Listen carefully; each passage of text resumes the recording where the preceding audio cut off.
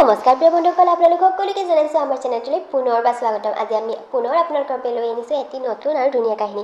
আৰু আজি আমাৰ কাহিনীটিৰ নাম হৈছে বিয়াৰ পিছত প্ৰথমবাৰৰ বাবে ভনীয়েক আহিল মৰমৰ ককায়েক বৌয়েকৰ ঘৰলৈ। তেতিয়া আহকচোন এতিয়া আমি কাহিনীটোৰ মাজলৈ আগবাঢ়ি যাওঁ। এইবোৰ তই কি কৈছ বিস্মিতা?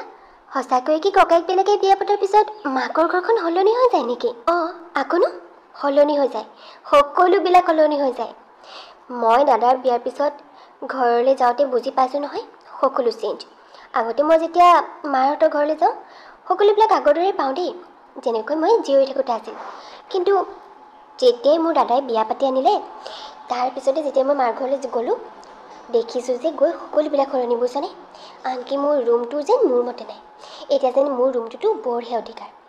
গৈয়ে বুজি পালোঁ এতিয়া আমাৰ ঘৰখনত কেৱল যে বৰহে অধিকাৰ, সকলোবিলাক চেঞ্জ হৈ গৈছে। আনকি মই পাকঘৰত সোমাই কিবা এটা বনাই খাবলৈ যেন বৌক সুধিব লাগে। এতিয়া আৰু সেইখন মোৰ ঘৰ হৈ থকা নাই, মোৰ এনেকুৱা অনুভৱ হয় জানানে। আৰু অকল মোৰে নহয়, প্ৰত্যেকখন ঘৰতে তেনেকুৱাই হয়। কি তাৰমানে এতিয়া মোৰ দাদাইতো বিয়া পাতিলে, এতিয়া তাৰমানে মাৰ ঘৰলৈ গ'লে এতিয়া আৰু মই সেই আগৰ দৰে ঘৰখন নাপাম, সকলো সলনি হৈ যাব। তোৰ দাদাই বিয়া পাতিলে নহয়, এতিয়া তই ঘৰলৈ আহিলে বুজিবি যে সকলো সলনি হৈ গৈছে। চাবি ঘৰলৈ আহিলে তই মোৰ কথাৰ প্ৰমাণ পাই যাবি। তই কিন্তু মোক ভয়হে খুৱাইছ দেই। মই মানে কাইলৈ মাহঁতৰ ঘৰলৈ যামেই, আৰু তই তাতে আজি এইবোৰ কথা কৈ দিছ, ভয়হে লাগিছে। তাৰমানে এতিয়া মাহঁতৰ ঘৰলৈ গ'লেও মোৰ আৰু একো অধিকাৰ নাথাকিব, সকলো তাৰমানে অধিকাৰ বৰ হ'ব। কাইলৈ তেনেহ'লে তই ঘৰলৈ যাবি, চাই থাক কাইলৈ গৈ তই বুজি পাই যাবি যে এতিয়া আৰু সেইখন তোৰ ঘৰ নহয়। তোৰ বৌয়ে তোক ভালকৈ বুজাই দিব যে এতিয়া সেই ঘৰখনত কেৱল তেওঁৰহে অধিকাৰ আছে। চাই থাকিবি মই যদি মিছা কথা কৈছোঁ। হৈছে প্ৰাৰ্থনা বিয়া হৈ অহা এইখন ঘৰলৈ আজি প্ৰায় 2 বছৰেই সম্পূৰ্ণ হ'বলৈ হ'ল। কিন্তু প্ৰাৰ্থনাৰ একমাত্ৰ ককায়েকৰ বিয়া হৈছে আজিৰ পৰা প্ৰায় 6 মাহৰ আগত। এই ককায়েকৰ বিয়াৰ পিছত প্ৰাৰ্থনা এইবাৰহে প্ৰথম মাকৰ ঘৰলৈ থাকিবলৈ যাবলৈ বুলি ওলাইছে। আচলতে প্ৰাৰ্থনা মাকৰ ঘৰৰ পৰা অকণমান দূৰৰ ঠাইলৈ বিয়া হৈছে, মানে অন্য এখন চহৰলৈ। গতিকে হঠাতে যাওঁ বুলি ক'লে তাই মাকৰ ঘৰলৈ যাব নোৱাৰে। কিন্তু এইবাৰ সময় মিলাই কৰি প্ৰায় 5 মাহৰ পিছত তাই মাকৰ ঘৰলৈ যাবলৈ বুলি ওলাইছে। আৰু যিহেতু অকণমান দূৰৰ পৰা যায় সেয়েহে তাই দুদিনমান থকাকৈ যাবলৈ ওলাইছে। অহা কাইলৈ প্ৰাৰ্থনা মাকৰ ঘৰলৈ যোৱাৰ কথা, কিন্তু আগদিনাখনেই তাইৰ বান্ধৱীয়েক বিস্মিতাই তাইক খুৱাই দিছে ভয়। কাৰণ তাই ককায়েকৰ বিয়াৰ পিছত প্ৰথম এবাৰ মাকৰ ঘৰলৈ যাব যেতিয়া বিস্মিতাই কৈছে যে ককায়েকবিলাকে বিয়া পতাৰ পিছত মাকৰ ঘৰখন একেবাৰে সলনি হৈ যায়। গতিকে তাইৰ এতিয়া চিন্তা লাগিছে যে মাকৰ ঘৰলৈ গৈ এইবাৰ তাই সকলো সলনি হোৱা পাব নেকি বাৰু। এতিয়া মাকৰ ঘৰখনত কেৱল নতুন নবৌয়েকৰহে অধিকাৰ হ'ব নেকি, তাইৰ একো অধিকাৰেই নাথাকিব নেকি। সেইবোৰ কথাই যেন প্ৰাৰ্থনাক চিন্তাত পেলালে। প্ৰাৰ্থনা, পেকিং কৰা হ'লনে তোমাৰ? কি ক'লা তুমি? কি ক'লা মানে মই সুধিছোঁ যে তোমাৰ পেকিং কৰা হ'লনে নাই। কি হ'লনো প্ৰাৰ্থনা, কিবা চিন্তা কৰি থকা যেন লাগিছে যে। আজি ফূৰ্তিহে কৰিব লাগে, কাইলৈ মাৰ ঘৰলৈ যাবা, গতিকে আজি ফূৰ্তিতে থাকিব লাগিছিল। তুমিচোন কিবা চিন্তাতহে আছা। নহয় মানে এইমাত্ৰ মোৰ বেষ্ট ফ্ৰেণ্ড বিস্মিতাই ফোন কৰিছিল, আৰু তাই কি কৈছে জানা, তাই কৈছে যে ককায়েকবিলাকে যেতিয়া ঘৰখনত বিয়া পাতে তেতিয়া হেনো ভনীয়েকবিলাকৰ ঘৰখনৰ অধিকাৰটো কমি যায়। মানে এতিয়া বোলে আমাৰ ঘৰখনত কেৱল বৰহে অধিকাৰ হ'ব। মই হেনো এবাৰ ঘৰলৈ গৈ বহুত কিবা কিবি চেঞ্জ দেখিবলৈ পাম। সঁচাকৈ এনেকৈ হ'ব নেকি বাৰু? এতিয়া সেইখন ঘৰ মোৰ হৈ থকা নাই নি বাৰু? এতিয়া এই ঘৰখন বৰ হৈ গ'ল নেকি? কিনো কথাবোৰ চিন্তা কৰি আছা বাৰু প্ৰাৰ্থনা, আৰু তোমাৰ বেষ্ট ফ্ৰেণ্ডগৰাকীও কম নহয়। এইবোৰনো তোমাক কথাই কৈছেনে বাৰু। তোমালোকৰ ঘৰখনলৈ নতুন বোৱাৰীজনী আহিলে যেনিবা, তাতে কি তোমাৰ অধিকাৰবোৰ নাইকিয়া হৈ যাব? নিজৰ ছোৱালীজনীৰ কাৰণে জানো মাকৰ ঘৰখন কেতিয়াবা চেঞ্জ হ'ব পাৰে, বা সেইখন ঘৰত জানো ছোৱালীজনীৰ অধিকাৰ কম হ'ব পাৰে? বোৱাৰী আহিলে বুলি ছোৱালীবিলাকৰ অধিকাৰ শেষ হৈ নাযায় নহয়। এইবোৰ মানুহৰ এনেই মনৰ ধাৰণা, ভুল ধাৰণা কিছুমান। বাদ দিয়া এইবোৰ কথা চিন্তা কৰি থাকিবলৈ। এতিয়া সোনকালে পেকিং কৰা, কাইলৈ কিন্তু ৰাতিপুৱা 7 বজাতে ট্ৰেইন আছে। তাৰ পিছদিনাখন ৰাতিপুৱাই প্ৰাৰ্থনা ঘৰলৈ যাবলৈ বুলি ওলাল, লগতে গিৰিয়েকো ওলাল তাইক ট্ৰেইনত উঠাই থৈ আহিবলৈ। আচলতে এইবাৰ প্ৰাৰ্থনা ঘৰলৈ অকলেই যাব, লগত গিৰিয়েক নাযায়। গিৰিয়েকে মাত্ৰ তাইক ট্ৰেইনত উঠাই থৈ আহিবগৈ। মা, দেউতা আহিছোঁ তেনেহ'লে মই। বাৰু প্ৰাৰ্থনা, এইকেইদিন তুমি নাথাকিলে যে ঘৰখন বৰ উকা উকা লাগিব। বাৰু দিয়া, তথাপিও তোমাৰ যিমান দিন ইচ্ছা সিমান দিন মাৰ ঘৰত থাকি আহিবা, একেবাৰে হেঁপাহ পলুৱাই। আৰু ময়ো এই প্ৰাৰ্থনাৰ হাতৰ চাহকাপ বৰ বেছিকৈ মিছ কৰিম। হয় নেকি পাপা? মা, পাপা, ময়ো কিন্তু আপোনালোকক বহুত বেছি মিছ কৰিম।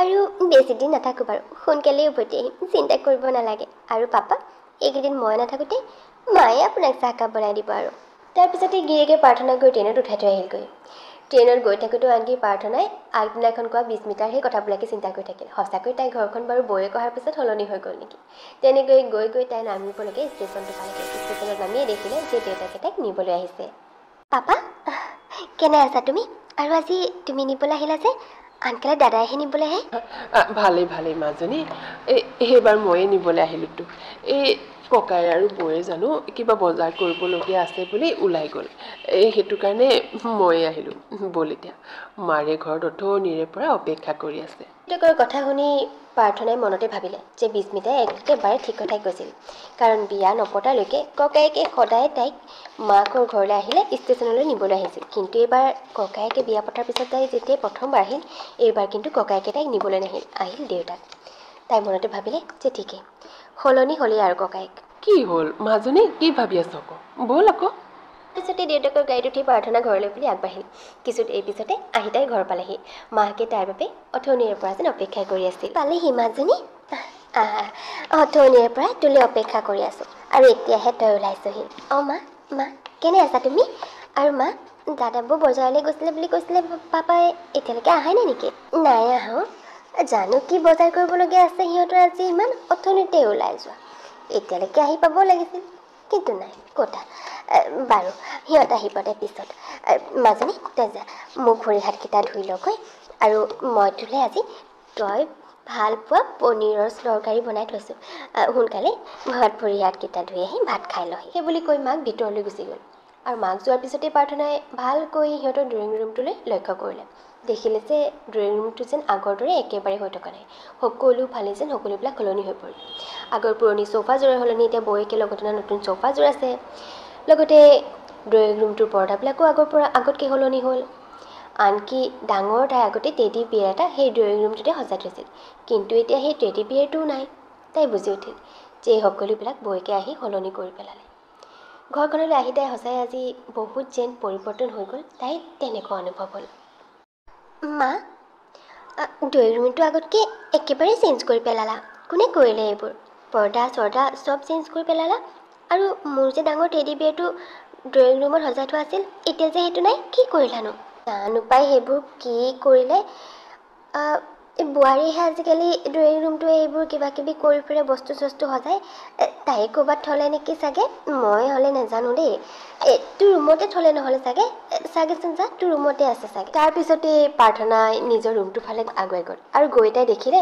যে তাইৰ ৰুমটোৰ দৰ্জাখন লক কৰি থোৱা আছে দেখিয়ে তাই খং উঠিল কাৰণ তাই আহিব বুলি জানিও মাকহঁতে আজি তাইৰ ৰুমৰ দুৱাৰখন এনেকৈ লক কৰি থৈছে তাই পুনৰ আহি মাকৰ ওচৰত পালেহি মা আজি যে মোৰ ৰুমৰ দুৱাৰখন লক কৰি থৈ দিছা এনেকৈ মই আহিম বুলি গম পোৱাৰ পিছতো মা ব'লা সোনকালে চাবিটো দিয়া মই দুৱাৰখন খোলোঁ অঁ দুৱাৰখন লক কৰি থোৱা আছে নেকি নাজানো নহয় বৌয়েৰে ৰাতিপুৱা সোমাই থকা দেখিছিলোঁ ৰুমটোত তাই কিবা কৰিছিলে নেকি তাই চাগে ভুলতে লক কৰি পালে তই এতিয়া মোৰ ৰুমলৈকে গৈ মুখ ভৰি হাতকেইটা ধুই ল বৌৰ আহিলে পিছত খুলি দিব বাৰু এতিয়া চাবি ক'ত থ'লে মই নাজানো নহয় মাকৰ কথাবোৰ শুনি তাই যেন খং উঠিল আৰু তাই যেন বুজি পালে যে ঠিকেই এতিয়া গোটেই ঘৰখনতে বৌয়েকে নিজৰ অধিকাৰ একেবাৰে জমাই পেলালে এতিয়া আৰু এইখন ঘৰত যেন তাইৰ একোৱেই অধিকাৰ নাই আনকি তাইৰ ৰুমটোৰ ওপৰতো যেন বৌয়েকৰহে অধিকাৰ কথাবোৰ জানি তাইৰ মনটো দুখো লাগিল আৰু যেন খং উঠিল তেনেকৈ কিছু সময় পাৰ হ'ল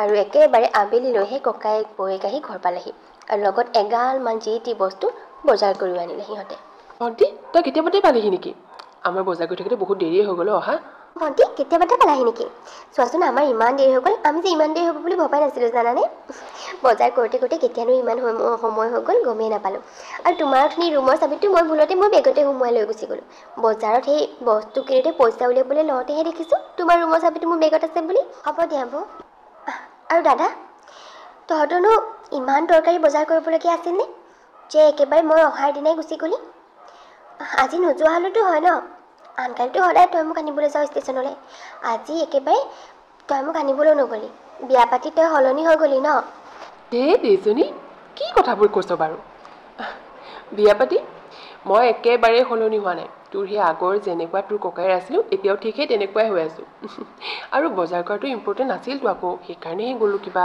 আৰু বৌ তুমিও একেবাৰে সকলোবিলাক সলনি কৰি পেলালা ন মোৰ যে ডাঙৰ টেডিটো ইয়াত সজাই থোৱা আছিল ড্ৰয়িং ৰুমত সেইটো কি কৰিলা তুমি সেইটো আঁতৰাই দিলা ন মই নাই কাৰণে এতিয়া মোৰ বস্তুবিলাকৰো এইখন ঘৰত একো আদৰ নাইকিয়া হ'ল ভণ্টি তোমাৰ টেডি বিয়েৰটো আছে মই সেইটো ধুনীয়াকৈ থৈ দিছোঁ তুমি একেবাৰে চিন্তা কৰিব নালাগে আৰু আজি আমি তুমি অহাৰ দিনাই বজাৰ কৰিবলৈ গুচি গ'লোঁ কাৰণে খং উঠি আছে নহয় জানো কিন্তু আমি বজাৰ কৰিবলৈ যোৱাটো বহুত বেছি ইম্পৰ্টেণ্ট আছিল কিয় জানানে নাই তাই নাজানেই তাই জনা হ'লে ইমান চিঞৰিয়ে নাথাকে মই কৈছোঁ শুন আমি এই সকলোবিলাক যে বজাৰ কৰিবলৈ গৈছোঁ কাইলৈ দিনটোৰ কাৰণে বজাৰ কৰিবলৈ গৈছোঁ কাইলৈ দিনটো আমাৰ কাৰণে বহুত বেছি ইম্পৰ্টেণ্ট নহয় কিয় জাননে নাই কাৰণ কাইলৈ মোৰ একমাত্ৰ ভণ্টি প্ৰাৰ্থনাৰ বাৰ্থডে আৰু তাইৰ বাৰ্থডে চেলিব্ৰেশ্যনৰ কাৰণে আজি আমি দিনটো বজাৰতে থাকিবলগীয়া হ'ল ককায়েকৰ কথাত প্ৰাৰ্থনা আচৰিত হ'ল ঠিকেইতো অহা কাইলৈতো তাইৰ বাৰ্থডে তাই একেবাৰে যেন পাহৰি গৈছিল এতিয়া ককায়েক বৌয়েকে ক'লতহে যেন তাইৰ হঠাতে মনত পৰিব আৰু ভণ্টি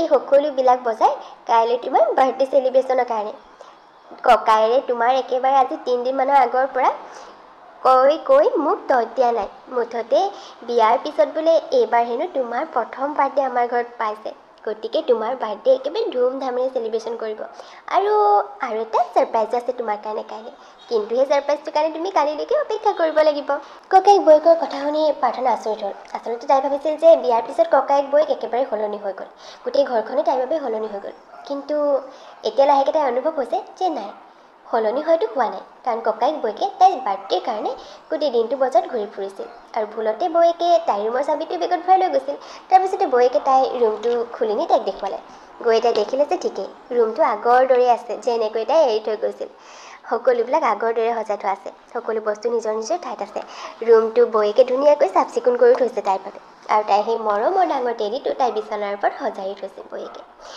তেনেকৈ পিছদিনাখন হ'ল আৰু পিছদিনাখন ধুনীয়াকৈ সিহঁতৰ ড্ৰয়িং ৰুমটো ককায়েক বৌয়েকে সজাই তাইৰ বাৰ্থডেৰ বাবে ঠিক ঠাক কৰিলে ডাঙৰ ধুনীয়া কেক এটা আনিলে তাইৰ বাবে আৰু তাই কেক কটাৰ আগে আহি পালেহি তাইৰ গিৰিয়েক আৰু শাহুৱেক দেখি তাই একেবাৰে আচৰিত হ'ল তাৰপিছতে বৌয়েকে ক'লে যে এয়াই আছিল তাইৰ বাবে ছাৰপ্ৰাইজ ঠিকেই সঁচাই তাইৰ খুব বেছি ছাৰপ্ৰাইজ হ'ল তেওঁলোকক দেখি কাৰণ আগদিনাখন তাই আহিছেহে তাইতো ভবাই নাছিল যে গিৰিয়েক শাহুৱেকো পিছদিনাখন তাই ঘৰলৈ আহিব বুলি আচলতে এই সকলোবিলাক ককায়েক বৌয়েকে তাইক ছাৰপ্ৰাইজ দিবৰ বাবে কৰিলে আৰু তেতিয়া তাইৰ অনুভৱ হ'ল যে বিস্মিতাৰ কথাটো একেবাৰে মিছা ককায়েকে বিয়া পাতিলে বুলি সকলো যে সলনি হৈ যাব সেয়াতো একো কথা নহয় আৰু প্ৰত্যেকখন ঘৰতে যে একেই হ'ব সেয়াতো কোনো নিয়ম নহয় হয়তো বিস্মিতাৰ ঘৰত সলনি হ'ব পাৰে কিন্তু তাইৰ ককায়েক বৌয়েক তেনেকুৱা নহয় তাই সেই কথাটো আজি ভালকৈ উপলব্ধি কৰিলে আৰু তাই যে ভয় খাই আছিল যে গোটেই ঘৰখন এতিয়া সলনি হৈ গ'ল তাইৰ একো অধিকাৰ নাথাকিব সেয়া আচলতে তাইৰ ভুল ধাৰণাহে আছিল সেই কথাবোৰ ভাবি তাইৰ মনটো খুবেই ফূৰ্তি লাগি গ'ল